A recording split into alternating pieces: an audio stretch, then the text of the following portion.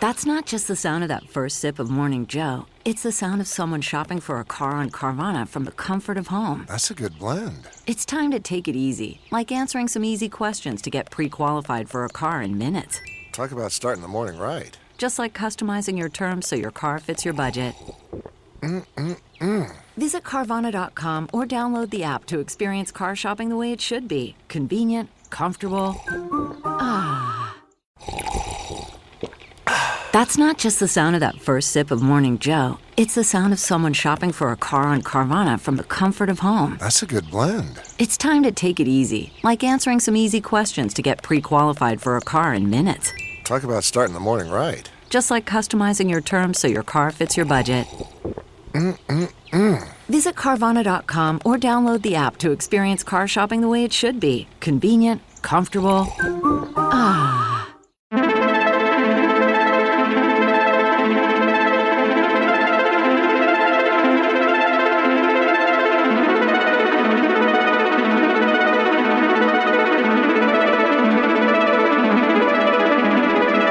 Welcome to Cosmic Channels.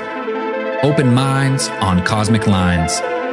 To call in to future episodes, the number is 1-833-703-0424. The show is recorded live the second and fourth Sunday of every month.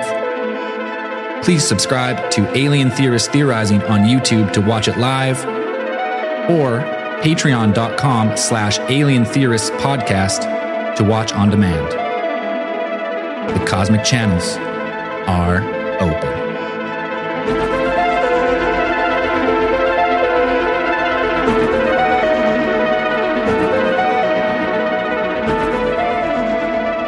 I'm Zoe. I'm Dan. Cut the dead weight today. 2-man Cosmic Channels crew. Yes, the double pillars of the show. We are the foundation. Braden is moving. Computer wasn't set up. Andrew's friend of a friend is out in the bus. Getting us a juicy mongoose file. Yeah, no big deal. So if you got a story, a theory, you just want to talk to us, the line's now open. 1-833-703-0424. Rehashing. If the story starts with "you were sleeping," you got to provide immediate clarification if you woke up before something happened. Other than that, it's free for all. Whatever you want to talk about. You want to give a story about UFO, Bigfoot. You want to talk about if it's possible to move the moon and or Earth in our solar system to change climate change. Please call in and give us your theories. The people you want to ask is the people in the Bureau of Land Management or the National Forestry Service, apparently. Those are the people who would know. You want to ask about, in order to combat climate change, you want to move the moon or the Earth. And if we can do that. Okay, we were just talking about it before. If no one knows, who it's a senator? No, he's a representative. So he's a congressman from the House of Representatives, and is it Louis Gohmert? Yeah, Louis Gohmert, and I believe he is the. There's a lot of people who refer to a lot of his coworkers or people who work with him, colleagues, refer to him as the dumbest man in the United States Congress, and he had an interaction with the deputy director of the National Forestry Service. So yeah, at first I saw this headline and it says a representative asked someone if they could move the moon in order to combat climate change. And I was like, oh no, that's a quote taken out of context. There's no way a duly elected representative would ask a question like that. And I was so totally wrong. And he asked seriously, this is the exact transcript of what he said. I understand from what's been testified to the Forest Service and the Bureau of Land Management, you want very much to work on the issue of climate change. I was informed by the immediate past director of NASA that they have found that the moon's orbit is changing slightly, and so is the Earth's orbit around the sun. And we know there's been significant solar flare activity. And so is there anything that the National Forest Service or the Bureau of Land Management can do to change the course of the moon's orbit or the Earth's orbit around the sun? Obviously, that would have profound effects on our climate. He's not wrong. Those are his exact words. He's not wrong, though. If you could somehow change the orbit of Earth in the solar system, you could cool it down a bit. I don't know why you would ask, like, but I don't know why you would ask the fucking National Forest Service or the Bureau of Land Management why they would know these things. Why they would know is anyone's guess.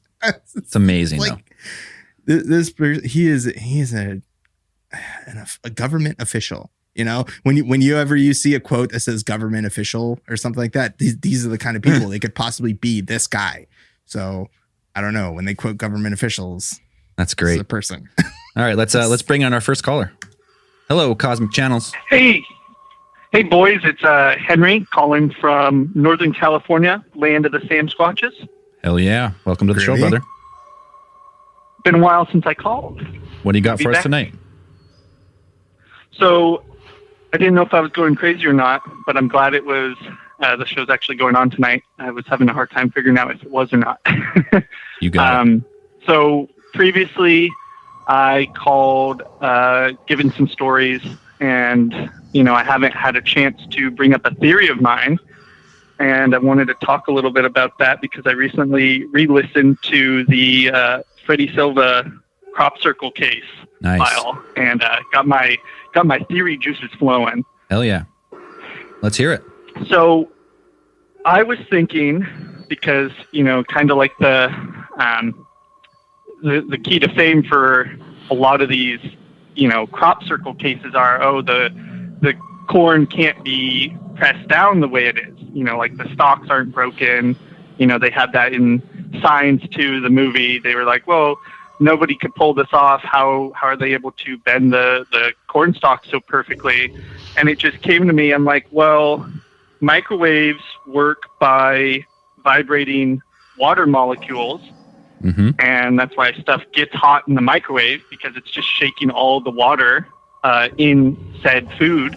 So if you put something dry in there, it doesn't do crap because there's hardly any moisture in it. It'll just start burning instead.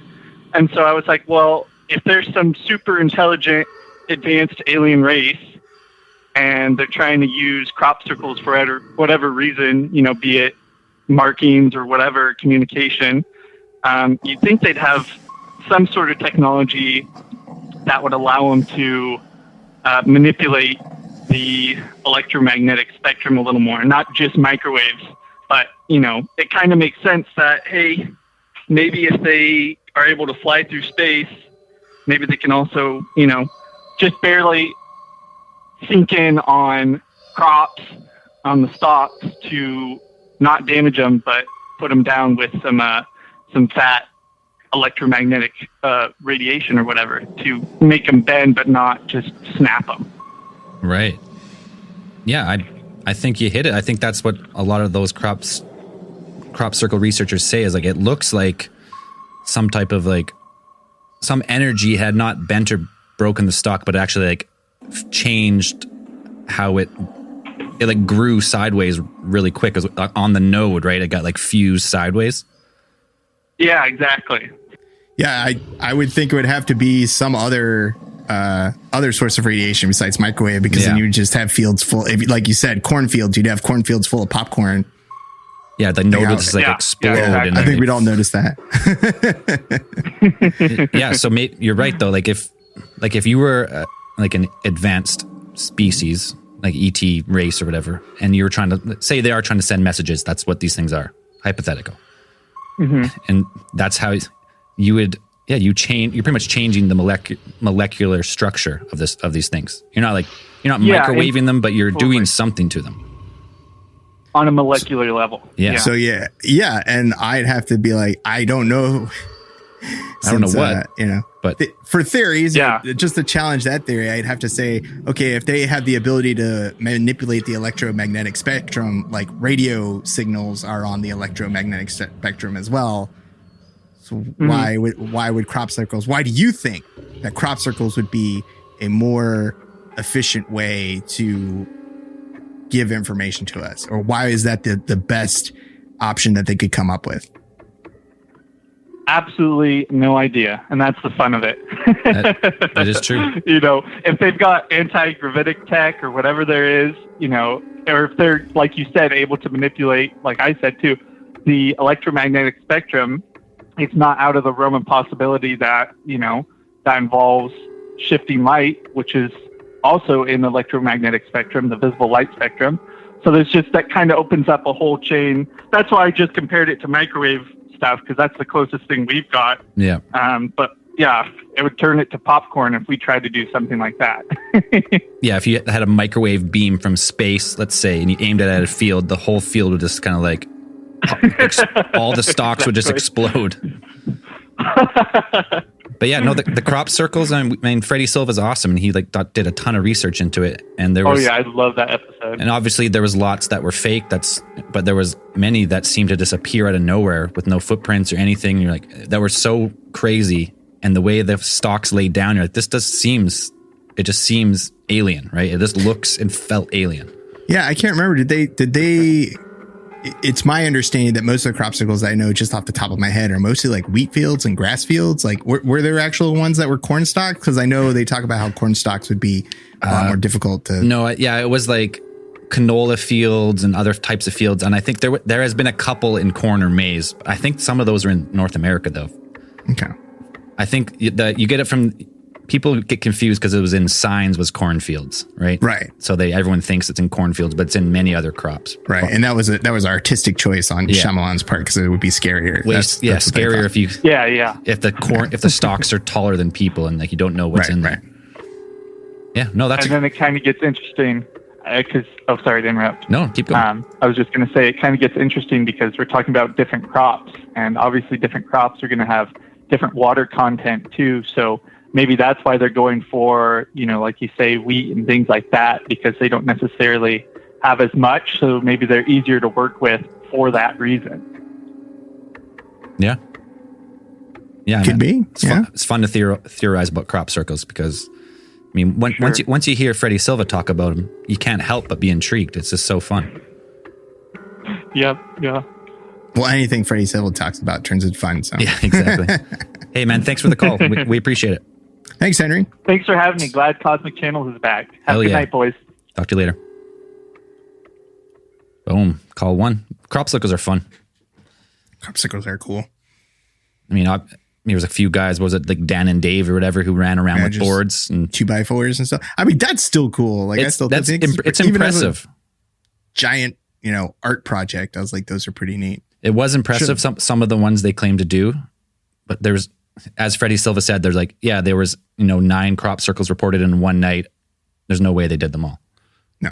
So there's either, I mean, it has spawned many different groups of hoaxers who do it now, and they make like very elaborate like art pieces in fields. It's like it's really cool, but it's hard. I'd have to wonder if it was like. I'd also have to wonder that brings up the idea that, like he said, differing water content, that would depend on like what season that the grass was growing in. I would assume like whether it's been harvested or not, or a lot of variables. Things like what is it a conscious choice by whatever's making these crop circles? I'd have to see the data. I mean, that's a question I'd like answered. I have to look more into.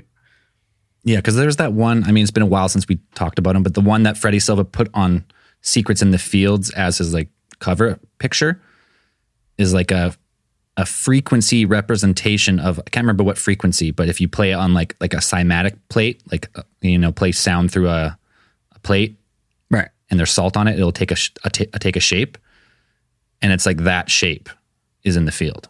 And I can't remember what frequency. It's been a long time, but a lot of cool stuff with crop circles. You don't really hear about them anymore, really. No, right? I think they've been died off, or most of them get written off as hoaxes, or the farmers are really pissed that they just get half their field ruined. $10,000 worth of crops at a time just get flattened. Yeah, that's what I'm saying. I was like, I wonder if it were hoaxers, like it would probably be more likely that they did it like after the harvesting had gotten done. So like that way the farmers wouldn't be as mad, or the farmer would be in on it, like something like that, possibly. Yeah. That's how my thinking goes. If you're watching live and you want to call in, the number is on the screen. You can't miss it. If you don't have a story and you just want to give a theory. Yeah, Henry just gave us a great theory. You want to ask Dan about the origins of the universe and all that, just call in. No big deal. He's got the answers. Probably. Yeah. He's got them. Are they good answers? No. No, but he'll give you one. I got answers. I got give you answers something. for you. No problem. I'll talk about whatever. We were just talking about that Emma bar. Does anyone know if crop circles are still occurring? I'm sure they are. That is not, you don't hear about them. I'm sure they're not like a localized anymore. They're a localized story. They don't get like global press. It's kind of one of those things I think where if one gets proven as a hoax, then the rest of them get written off as hoaxes. Yeah, it's easy just to get rid of them at that point. You know, even as fantastic as the crop circle even is or elaborate, they probably still write it off as a hoax. Like somebody figured out a way to do it.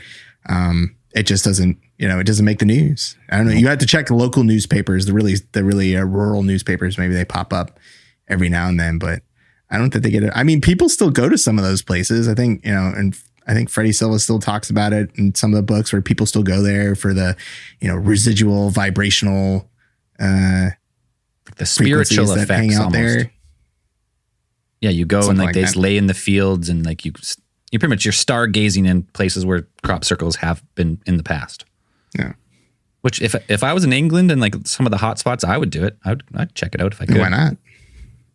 Take a nap. Do some mushrooms. Oh, whatever. To each their own. Cosmic Channels is live. I know there's people watching. Just call. Fuck you. Call us. Yeah, fuck you. Call us. With whatever. Doesn't matter. The show is for you. And if not, then me and Dan will sit here and just talk. Yeah, we'll just talk about dumb stuff all the time. But, give us something to talk about. Yeah. Crop circles is fine. You want to ask us about Sasquatch? You want to talk us about fucking anything, really. It's Cosmic Channel, so it's pretty much anything except, if you want us to talk about dreams or something, I don't want to talk about that. We don't do dreams. I mean, dreams. People know Dream that. Police are going to come out, man. Like they come out and get us.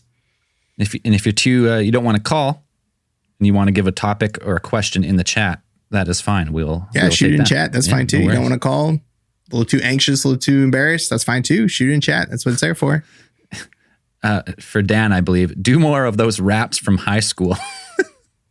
What raps from high school? You did that MC. You did that one rap one time, yeah. Oh, I only did the first verse, right? And you fucking just smashed out of nowhere. It was hilarious. Oh, we got to call it. That's the only rap song that I know. That was, and you know it. It's like you open like the Tauntaun, faster than the Autobahn, motorbike and try and do the D, and then I'm gone. Jabba has a hissy fit. Kong Calrissian force overcoat for some politic is legit. Back in the days when I was a slave, living life in the fast lane like in a pod race. Mean streak tweaked, I became a basket case. So the space says, quit that pace post. Hey, so took a noble cause called the Clone Wars. Life's not all about girls and cars. Get fucked up in fucked up bars. See, I'm not something. That was awesome. Yeah. All right, we got a caller. Hello, Cosmic Channels. Hey, this is Noah, everybody. How are you two doing tonight? Doing good, Noah. What's going on, Noah? Yeah, I'm doing good. I gotta say, Dan, that was another badass rap right there. Dan kills him. Just thank MC Chris. Yeah. So I wasn't really going to call in tonight because I was just going to be a casual viewer, just enjoy it. But then early this morning, I was starting to watch these clips from this show, Moment of Truth. And I found out that a certain Travis Walton was on there. And I started watching this show, and I was thinking, this is an interesting show. This is interesting. I wonder if the guys talked about this.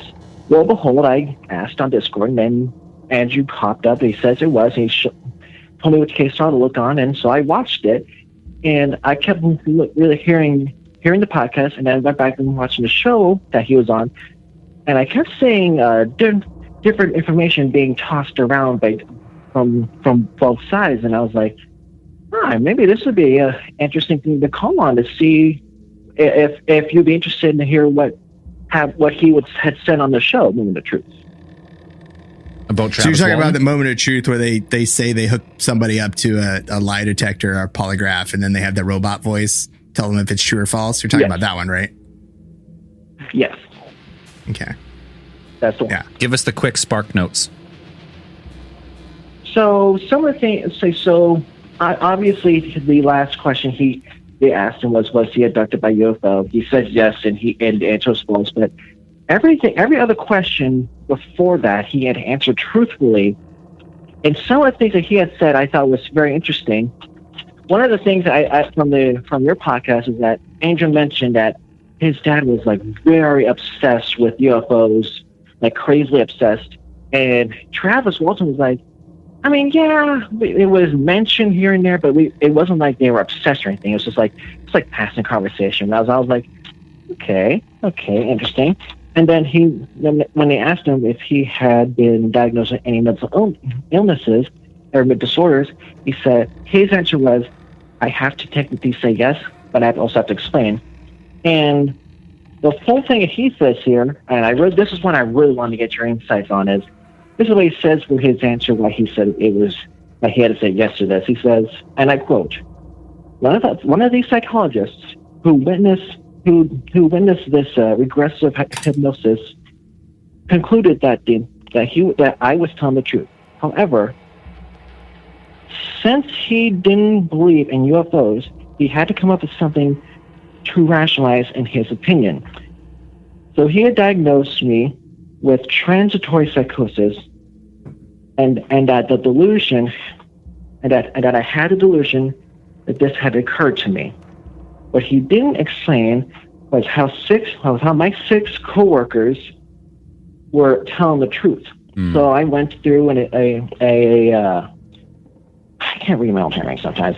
I went through a battery of psychiatric examinations and had a perfectly normal pattern of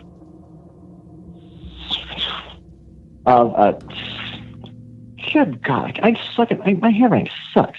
Dude, mine too. I can't read my own writing at all. I can't do it. I have to type. Don't worry about it. Okay, so yeah, he had a perfectly normal pattern of tests is what I think pattern of scores with these experts. Right. So his brain seemed normal, is what from the panel of experts. It seemed like he was just a regular dude. Yes, but but the thing is though, is that for during the entire show he seemed very calm, he seemed like a normal guy, but when that came up I was like, something about it didn't click with me, and I just wanted to know how you guys felt about that. So they asked him, with polygraph tests, they have to ask you yes or no. It's not like you have to qualify your answers, right? So they asked him yes or no. They're like, have you ever been diagnosed with a mental illness? Is that how they phrased it? With a mental disorder. Mental disorder. Yeah. So if he said, he'd have to say yes, because he had technically been diagnosed with a medical disorder. But whether that was a misdiagnosis or not, so he would have to say yes, or it would throw all this doubt on all his other questions, answers. Right. So but they allowed him to qualify that on the show. He told them this guy had to write something down. He had to put something on paper saying I was delusional or whatever. Then I went to another, is that, am I getting that right? He went to another battery of tests that showed that that he was pretty normal. That is correct. That is exactly what he said. Okay. Yes. So, he had to answer yes, and then he qualified the answer. So I don't see anything wrong with that. Yeah. Because the polygraph doesn't tell. I know. Anyway, okay. I was just, there's just sometimes I kept watching. I was like, it was like that one, and then they brought in some guy who writes magazines disproving theories. So I don't know. Remember that he runs the magazine. Some guy, it's an individual named Michael. I don't remember his last name, but they brought him on. And that was another moment where I thought, I don't know if I can buy into this story or this guy too much, because that's when he really started fighting back with this person who didn't believe him, whatnot, and it was back and forth with them for a minute, and then I was like, I'm not buying into that much of a story. I really wanted to call and see how everyone's thoughts were. If you want me to, I can send you the link to the video if you want. That's up to you though. Hey, if you put it in the chat, if someone wants to watch it, then they can look for themselves. As far as Travis Walton, we've met him in person.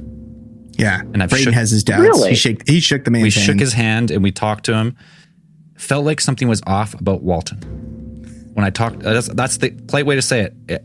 When I met him personally, and that could be if, say, you did experience a traumatic. He was no Bob Gimlin. Yeah, if you experience a traumatic abduction, his story is 100% true. It would make sense what it would do to your like psychological well-being. I could see that. So if he was abducted and all the stuff he said is true, I could see why he would like how he is as a person because of it. So, but just from meeting, I can't tell if because his story. It's been a while since we did the case file, and I think our conclusions were it's a great UFO story, like abduction story. But there was a lot of stuff we were wondering at the end. And I just feel like he's never really given all the answers. He was on Joe Rogan and he didn't even give all the answers, right? He gave the classic tale that he was with his 5 or 6 buddies. He seen the blue light. He got shocked. They thought he was dead. They left him, and then they found him 5 days later in a phone booth. Whatever it was, and he had a 5-day beard.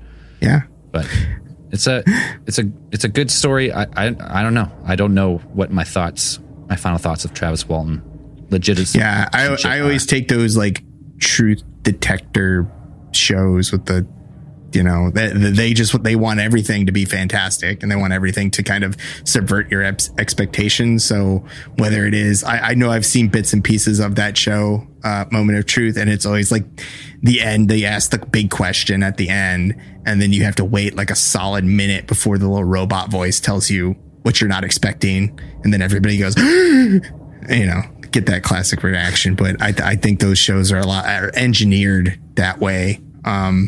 Especially there's so many, that's why they have like professional, I don't know 100% how the show works also. So, cause I haven't watched, I'm not a regular watcher. So I don't know if they have like 100% trained polygraph people, even though polygraphs have been kind of written off, even in courts of law, they're not admissible as evidence anymore, really. So I don't know, like anything that has to do with a polygraph or a lie detector. I always kind of read, I was like, well, there's a bunch of stuff that could be, it could be the wrong time of day to ask somebody a question and it gets messed up. Like polygraphs are not 100% accurate. No, they can give you a good like baseline to someone, but you can never use that in court, or you can never like make solid conclusions based on a polygraph. Yeah. And there's a bunch of stuff you can do to mess with the polygraph. Like it's. Yeah. Now on a scale of in the chat, a 0 to Gimlin, I mean, Travis Walton's case, because there's a lot of cool stuff about it, but a lot of holes. I'm going to place it, I'm going to give it like a 4. 4 to 4. 4 from 0. Gimlin is like, he's legit. Yeah. But I'm going to give him a 4 because there's a lot to it. Rather. But that's how I'd rate his handshake. Yeah. Handshake, 0. Yeah. 0. 0. And also in the chat, is the scale now a Travis to Gimlin? No, we can't quite do that. Well, he's not in the middle. Yeah, he's not in the middle. We have to figure out who to put in the middle yet. Yeah. Anyways, thanks, Noah. Thanks for the question. Oh, of course. Anytime. Have a good night, everybody. Bye. Yeah, the Walton case. It's been a while since we dove into it. I mean, it is one of the bigger cases. It's a classic. It's a classic. Looking into it. I know there's plenty of people who have been traumatized by the Fire in the Sky movie whenever they showed it on TV, like in the representation of the extraterrestrials that took him always scared the shit out of me. I've never actually seen it. I've never seen Fire in the Sky. Is it Fire in the Sky? Yeah, Fire in the Sky. Yeah. It's the Travis Walton movie. Like that's what it is. And I don't know. They just did the special effects in that movie. Actually, I haven't watched it like recently, so I don't know if the special effects hold up, but I just remember like very firmly in my mind, like the image of the aliens that take him. It's terrifying. It's terrifying. Creep the shit out of me. I know I've seen stills from the movie and it's like, I was like, those are some of the best scary looking aliens that to creep you out. Not the scariest looking aliens. Xenomorphs, 100% scary. 100% the scariest they're like creature creepy, ever made. Yeah. That's where I put them. Walton, I mean, I'd love to. I feel like you get more out of Walton if you interviewed him like with no recording device and you just talk to him. I think you get more. But as soon as he's on camera or on mic, because he's told the story so many times, I feel like he's very cautious. Yeah, he even has a really good mustache too. Excellent mustache. Yeah. But fucking just, yeah, I don't know. Like when we met him, I mean, you could say, he'd been there at the convention for a while. He's probably been shaking so many hands. Yeah. He's just tired. But, you just talk to him. He seemed really distracted and stuff like that. Then again, who knows? Yeah, who knows? I know I can't say either way, but lower on the Gimlin scale for sure. All right, we got another caller. Hello, Cosmic Channels. Hey, how's it going? Good, brother. What's your name? Where are you calling from? I won't give my name just in case someone I know is watching. No worries, man. I'm calling from Western Australia. Western Australia? Like Perth or? Yeah.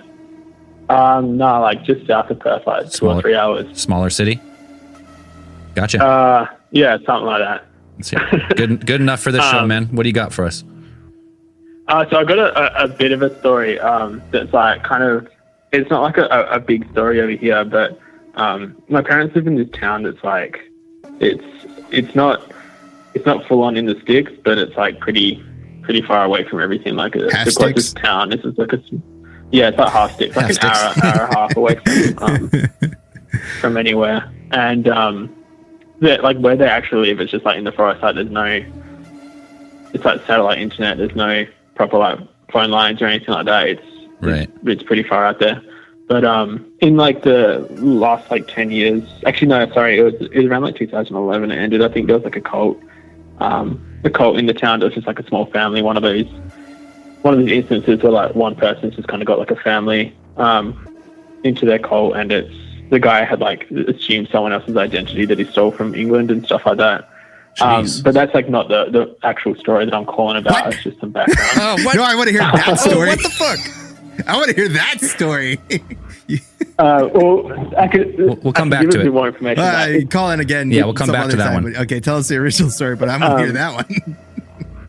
But the story is something more that's happened to like my family or like and a few people around the town is that there's been a few instances where people have like seen people in the forest, like seeing someone, that every single time they actually like go to check out, because it's pretty out there. So like if you see someone just like walking around in the forest, they kind of like go check in on them, make sure they're doing all right. But every single time they go there, the person like runs off or like is gone. So I've seen it a few times when I've like been driving there to visit my parents. I'll be driving along. I'm pretty sure I see someone in the forest, but I'm not too sure. And I'm like in the middle of fucking nowhere, so there's not really any back roads that they're going to be parked on, and there's no cars around.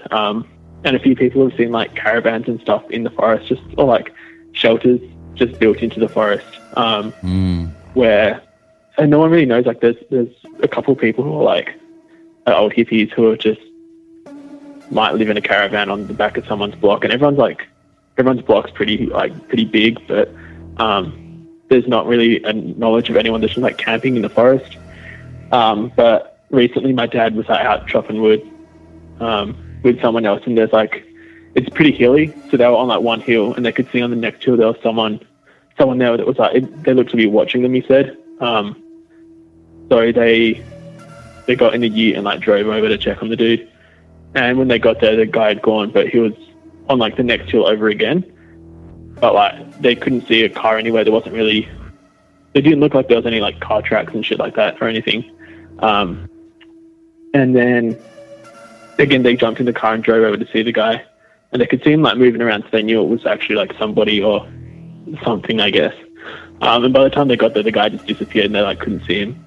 But there's heaps of other stories of just like people be driving along, or they're like out in the forest doing something.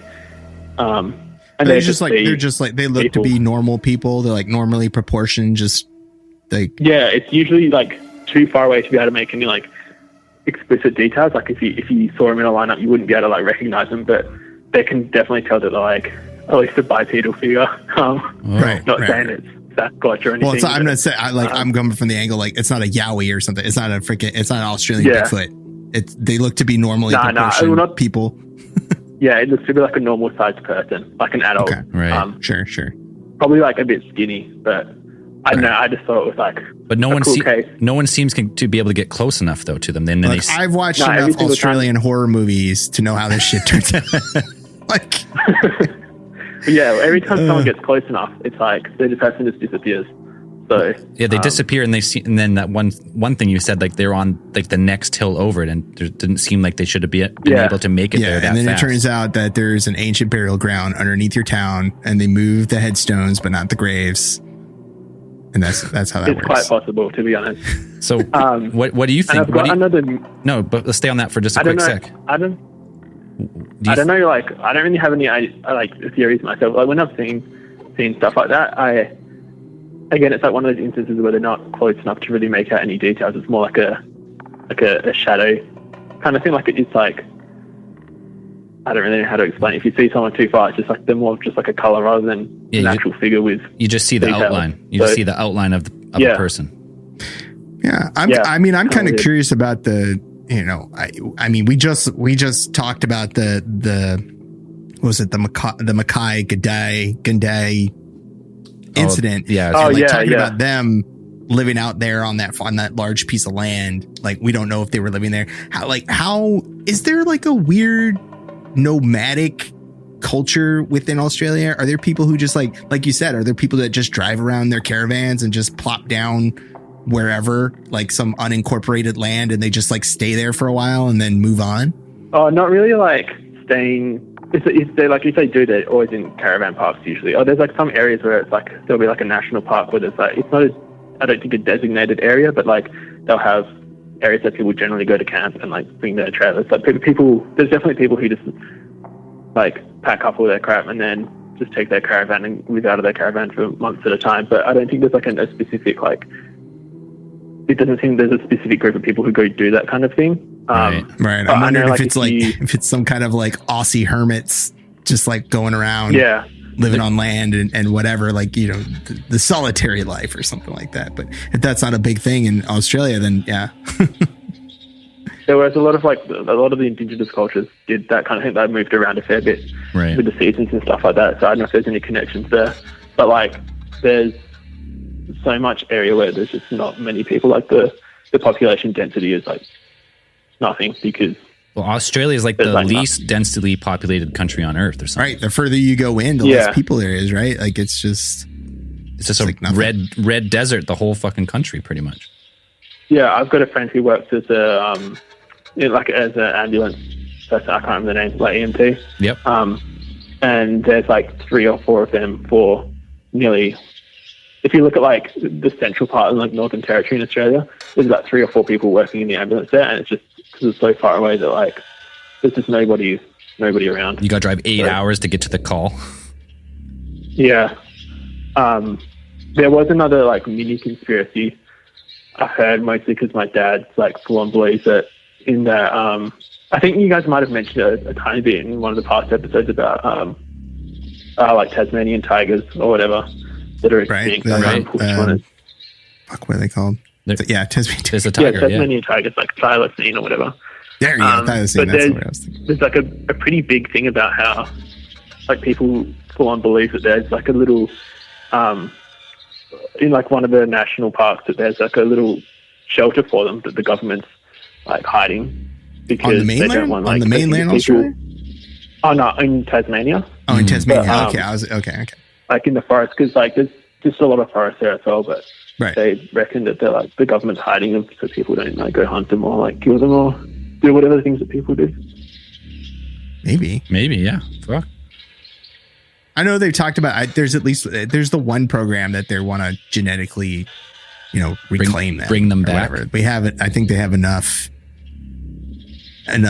genetic material to potentially clone one, but I'm not sure. I know there's the thylacine project, like that's the actual, like the official. I think that scientists like working on it. So I don't know. I'd have to check back in on that. Yeah, if there was a native population like still surviving, maybe they wouldn't tell anybody. I don't know. Yeah, you can look up into that. There's people who have like posted photos online, but they're usually kind of like Bigfoot ones. They're really low. Right. Obviously, it's not a man in a suit, though. So. Yeah, no kidding. Well, you don't know that.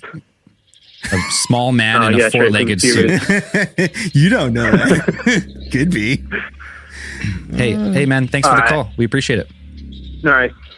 Yeah. Call us back with that cult story. Yeah, get back with the cult story another time. All right, I will do. Right on. Cheers.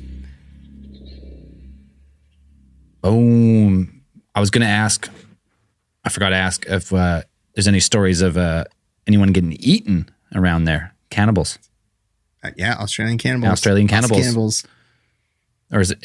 I've seen enough Australian horror movies that it's either a town that sacrifices kids, or it is I think it's they don't really have like warthogs and stuff, but fucking crazy caravan. What was it? There's like a couple where it's just like caravan drivers, like evil caravan drivers. What's the one? I remember what's it called, like Wolf Creek or something, where like the guy just like disconnects your battery and he's like, "Oh, I'll help you out," and then he just ends up killing everybody. And that was based on a true story, I believe. The guy killed like 20 people or something. It's like backpackers and shit. Australia's a crazy place. It's crazy. It's so big, and no one lives there. Like Canada's, it's like Canada, but like more sparsely populated. But a lot of it is like uninhabited. You know, it's like it's like uninhabitable. It's uninhabited. Exactly. Like Canada's got a ton of small cities and towns all over Canada. You're always within like a couple hours of some small town, but Australia. Yeah. It's like 85% of the people live in like the 3 or 4 big cities. Yeah. And it's just a bunch of desert inside. Oh, like man. It's nowhere you'd want to live. Like you wouldn't possibly want to live there. I remember flying from Cairns to Alice Springs because I wanted to do like an overnight camping trip around Uluru, the big granite rock in the middle of the desert. I remember being in the plane and flying. It was like, I can't remember how many hours, like 4 or 5 hour flight. And it was desert forever. I was like, man, this is an insane place. And then you get down and there's like a town in the middle of Australia, just randomly, just a small fucking town. And like, there's, I don't know, a few thousand people, mainly like indigenous people, and like tourism for Uluru. And that's it. Yeah. It's a crazy, crazy country.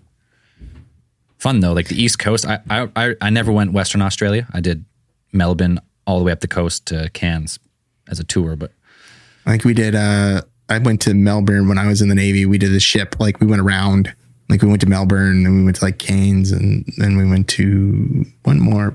I can't remember. Oh, so you did like the whole coast tour? Yeah, we ports? We went to Melbourne, then we went to like down there at the bottom and then we went like over to the top. And that was it. Like, yeah, we just went to those ones. It was a fun time. It's a good time. But yeah, it's just like, it's such like, it's a continent. It's huge. Yeah, it's fucking massive. And so like the climate differs from place to place. Like it's the environment changing, things like that. Cause I was watching, they have that one great documentary about the production of Dr. Moreau's Island, the one with Val Kilmer and, what's his name? Guy from The Godfather. I can't. I don't know. My pop culture is terrible. God damn it. The one with Val Kilmer and what's his name? He's a legendary actor and I can't get his name in my head. And like, just like when they talked about like they were trying to produce in like this one place of Australia and they're like, yeah, it is the wettest place in Australia. It just like rains like all the time. So they can like get anything done. Just rains too much. Just rains too much. And they're just like, they're sitting there. There's days where they couldn't do anything. And it was just like, it was a nightmare of a production. It's like Island of Lost Souls or something like that. Like if you ever want to watch a crazy movie about movie productions, like that's a really good one to fucking watch. Just about the making of that movie. And making about that movie and how terrible it was. It was a terrible movie. And, but the production of it is just like the director ended up like going crazy, like losing his mind. And then like they try to have people escort him to the airport. And then when they got to the airport, like he was gone. Like he was supposed to leave. They fired him. The first director, they fired him. And then they brought in another director and they were supposed to escort him to the airport. And like when he went to the airport, he like disappeared. Like he ran away? Yeah, he like ran away. And he didn't get on the plane. He didn't get on the plane. But I'm not going to give it away because the story is crazy. Like you ever want to fucking watch it. It's a really good. Fucking watch it. It's a nutso story. 1996 film with Marlon Brando. That's it. God damn. Marlon Brando. Oh, didn't he play Superman too? He played Superman's dad. There it is. Jor-El. In the movie. But yeah, That movie is just craziest thing I've ever heard of. Like the story, like just the story about it. I think that director recently like just got into good graces back with Hollywood because he pulled a whole bunch of crazy shit during that thing and just took him years to get back. And it was also like in the era where Val Kilmer had gone like full asshole. Like I don't ever think he's been not good to work with, but like he was like full on like Val Kilmer giant head. I am the greatest actor alive. Like there were points where he said he wouldn't come out of his trailer because Marlon Brando wouldn't come out. Marlon Brando was also pretty crazy at that point too.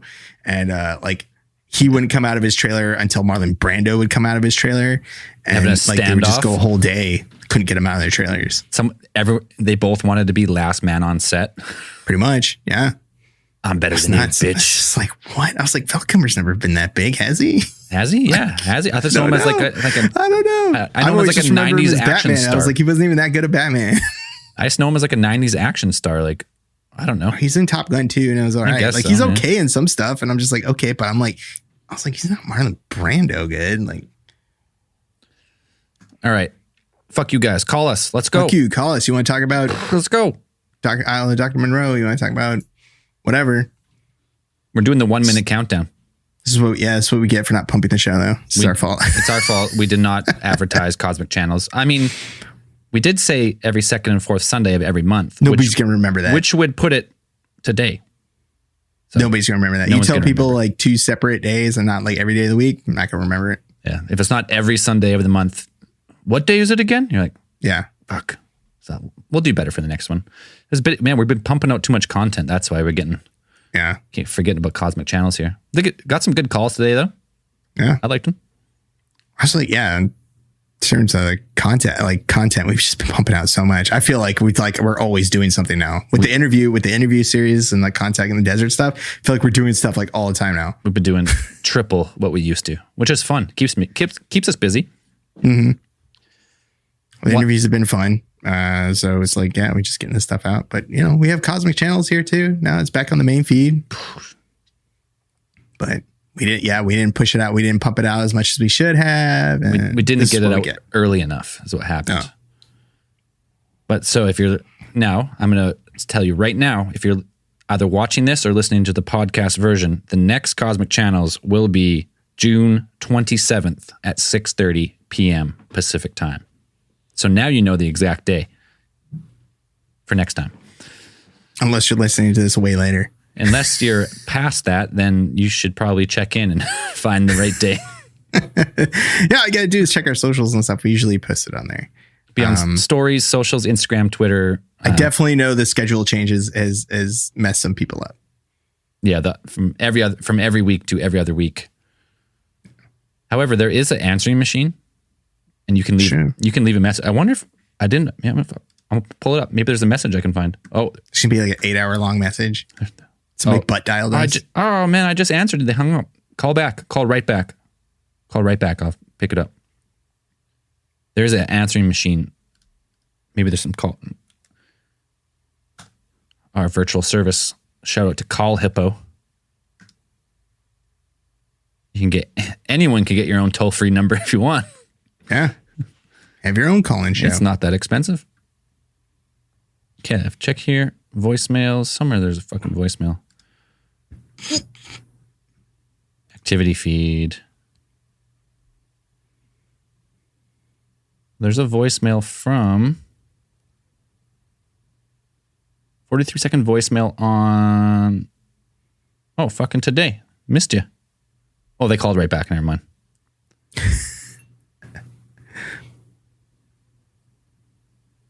How do I fucking play it, though? We got a call anyway. Fuck the voicemail. We got a real call. Got a live one on the line. Cosmic Channels. What's up? What's your name? Where are you calling from? How's it going? Julian from Dallas, Texas again. Oh, welcome back to the show. Yes, sir.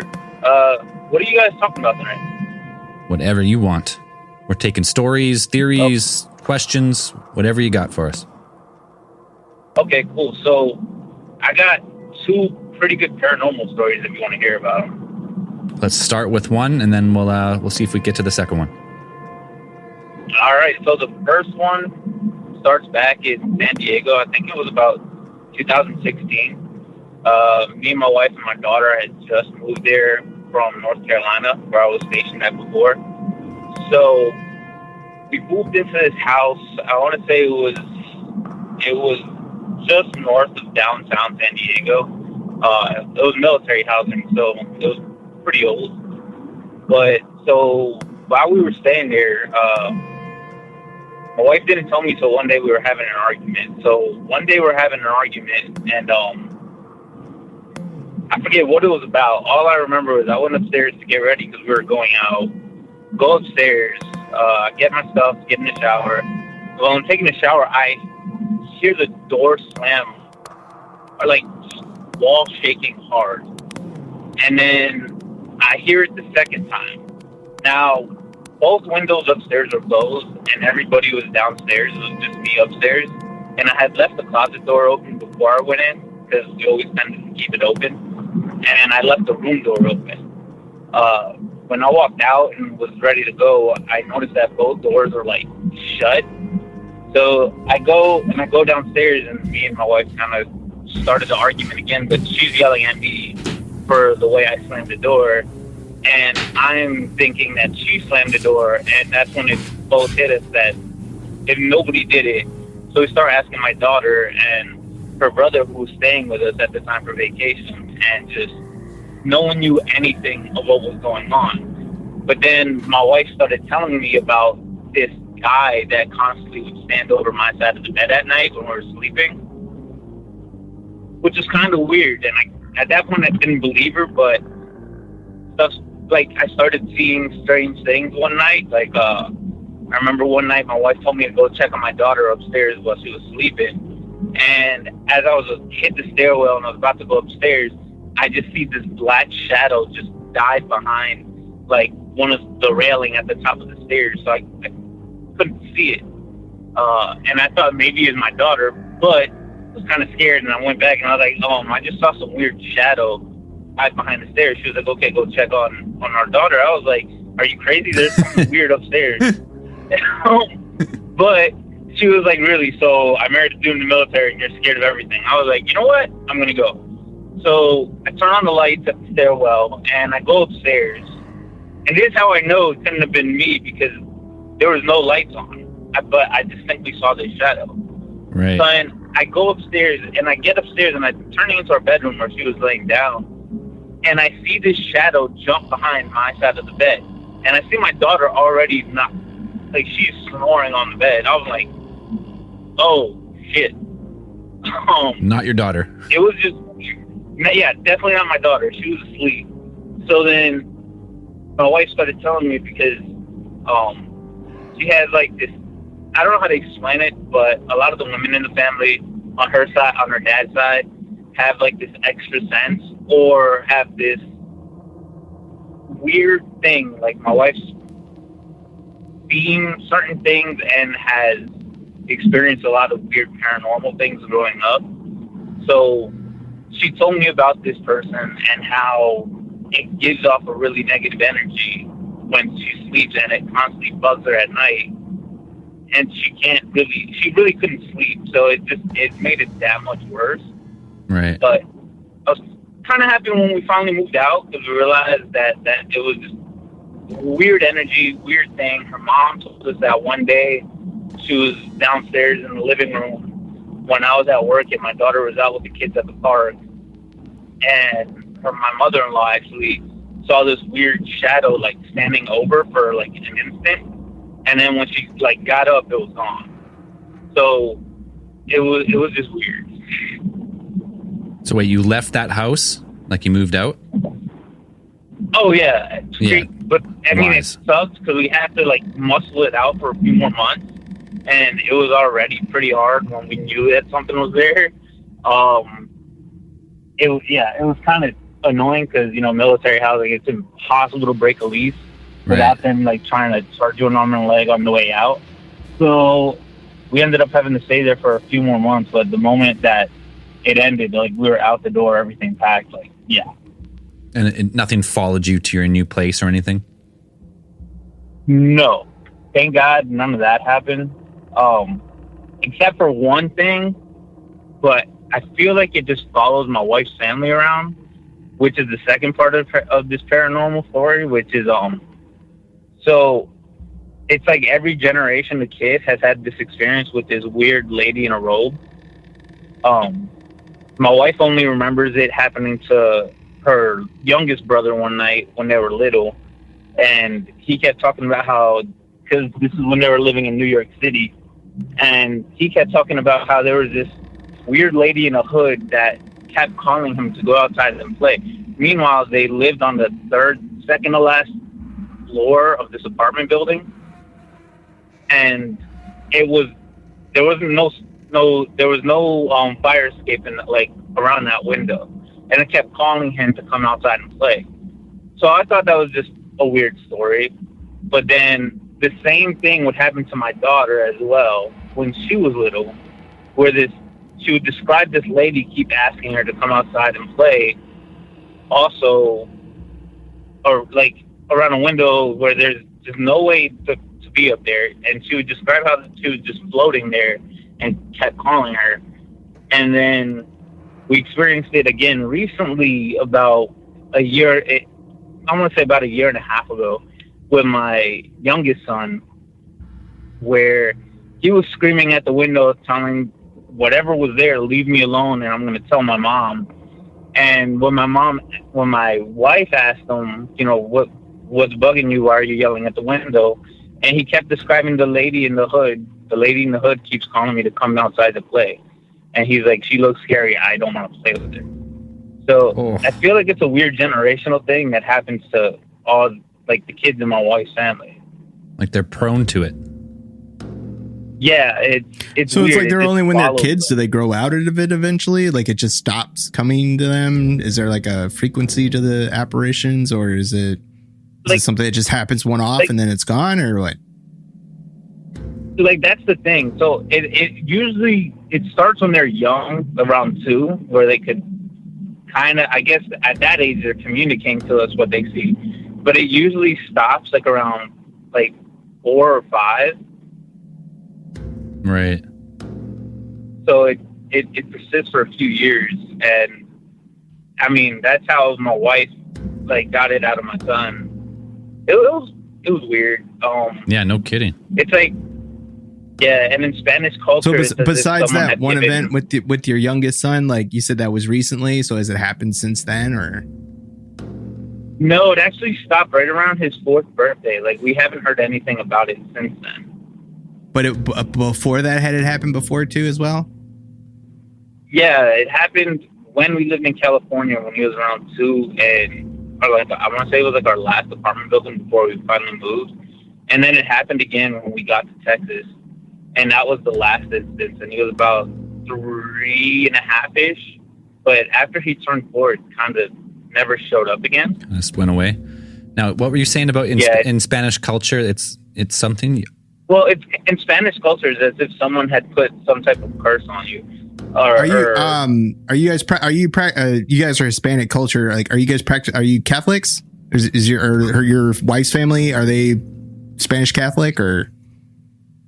I mean, we're Catholic. I mean, we haven't practiced the religion. I stopped practicing when I was no, I'm just wondering. Do you keep images of the Virgin Mary around your house at all? We don't, but my mother-in-law does, and so does my mom. Okay. We're not. It's weird. We haven't practiced, but my issue is that I kind of walked away from it after an argument on Sunday school. Fair. Sure. No, I'm wondering because a lot of times you see the image of Virgin Mary and she has something like she has her shawl up, or she has a type of, like something that could be interpreted or as a hood or something like that. I'm wondering if maybe your children kind of pick something up from that, maybe visit the grandparents. But if you don't keep it around your house, like if you don't have those things around your house, I know when I was growing up, my mom had a bunch of yadros. She had the little ceramic figures, and then we had a ceramic Virgin Mary around the house. And that's one of my big memories from growing up. But yeah, if you don't, that's something I could take off the list if it's not prevalent around your house. Yeah, that's the one thing we really never keep anything religious around in the house. It's more like grandparents' house, but they live back in New York and we live in Texas, so it's not like my kids have been exposed to it like that. You know what I mean? Sure. Right. It's just, I mean, it's just weird. Definitely weird. I have one more story that comes to mind, which is kind of, it freaks me out because it's more than I knew about the issues between my mother and my grandmother, but somehow my grandmother told my wife, but yet my wife never met my grandmother, which is weird. What? So yeah, like I said, my wife has, I guess, a way to communicate to the dead, even though she doesn't like it. And it has happened to her on more than one occasion, be it with uncles that have passed away or her grandmother, which for that one for her was important. So, you know what I mean? But this one happened one night when she was sleeping. She had a dream of my grandmother, and my grandmother was telling her, basically to tell my mom to stop a lot of the issues that my mom was having. And, but the funny thing was, my wife never, ever saw my grandmother, and she's never seen a picture of her. So one day we went to my house and, back to my parents' house, and she was going through a photo album, and she saw a picture of my grandmother. And that's when my wife looked at my mom, and she was like, "I've seen this lady in my dreams, and she had a message for me to tell you." Because my grandma had been dead already there for, like, I want to say she's been dead for almost 10 years now. Oh. So it was just Did she weird. describe like identifying features from your grandma? Because I honestly, for me, I wouldn't be able to tell one abuelita from the other. Like, I wouldn't be able to, like, most Hispanic grandmothers look the same to me. Like, did she describe something specific about her that's like, that's how I saw her? Like, that's how I know it's her? Yeah, she described her hair and just her facial, like, everything from her nose to, like, her eyes and the color of her eyes, along with my grandma's curly hair. So she explained to her all that, and then she had known information that my mom hasn't told me, my brother, or my dad, but she's kept in between her and my grandma.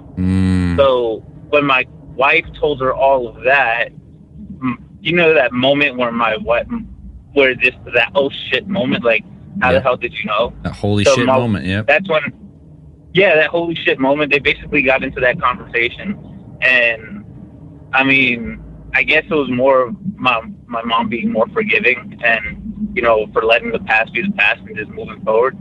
So, I mean, it was a positive, but it's weird that my wife saw that or met my grandma without actually meeting my grandma and knowing about more intimate details between her relationship and my mother's relationship, which just none of us knew about. Crazy. Like, that's like a legit, like, I mean, if she can name features and describe your grandma who's been passed away for 10 years in detail enough that your mom would be like, there's no way she'd be able to know this. That's pretty nuts. Yeah. That's the weird thing, because we also, like, I mean, she's never, like, I don't know. It's just weird. I really could never explain that one. And just the way everything went down on that one. And the fact that she knew what she knew, but we never even heard about or knew. And then for all that, and my wife and my mom just going into in-depth, I don't know. To me, I was like, shit, this is some crazy stuff right here. No kidding. Hey, man, we're going to take one more call for the night, but thanks for calling back in and telling those. That's pretty nuts, all in all. Awesome. Thank you, guys. You have a good night. All right, we'll talk to you later. Take it easy. Bye-bye. Boom. A fucking visual. What do you call that? What do you call that if you can, like, see someone who's like just like a spirit medium? Spirit medium, yeah. To see, like, defining features, though, that you could explain that. But, yeah, I don't like. I'd have to be like see a picture.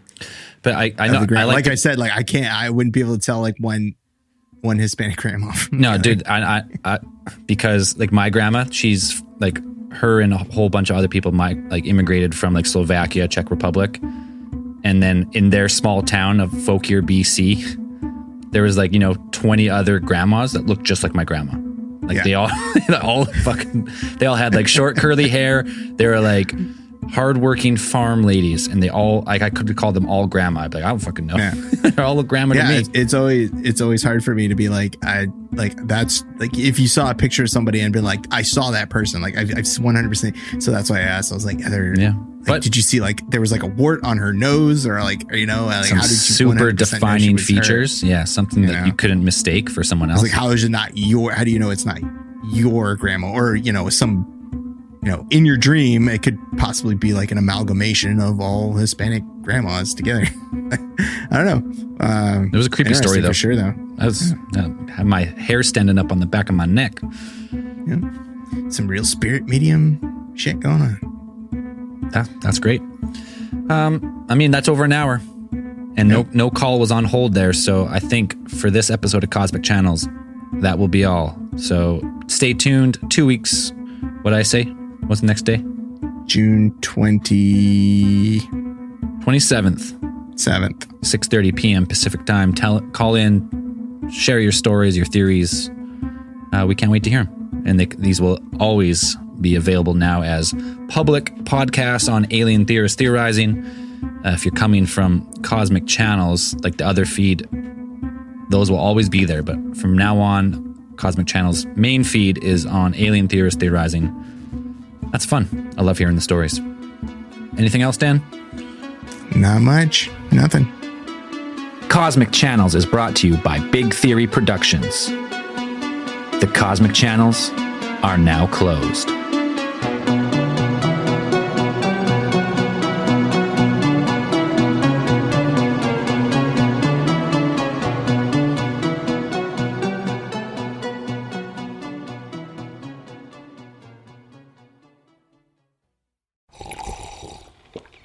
That's not just the sound of that first sip of Morning Joe. It's the sound of someone shopping for a car on Carvana from the comfort of home. That's a good blend. It's time to take it easy, like answering some easy questions to get pre-qualified for a car in minutes. Talk about starting the morning right. Just like customizing your terms so your car fits your budget. Visit Carvana.com or download the app to experience car shopping the way it should be. Convenient, comfortable. Man, that sunset is gorgeous. Grill, patio, sunset. Hard to get better than that. Unless you're browsing Carvana's inventory while you soak it all in. Oh, burger time. So sit back, get comfortable. Carvana's got thousands of cars under $20,000 just waiting for you. I could stay here forever. Carvana, where car buying meets comfort meets convenience. Download the app or visit Carvana.com today.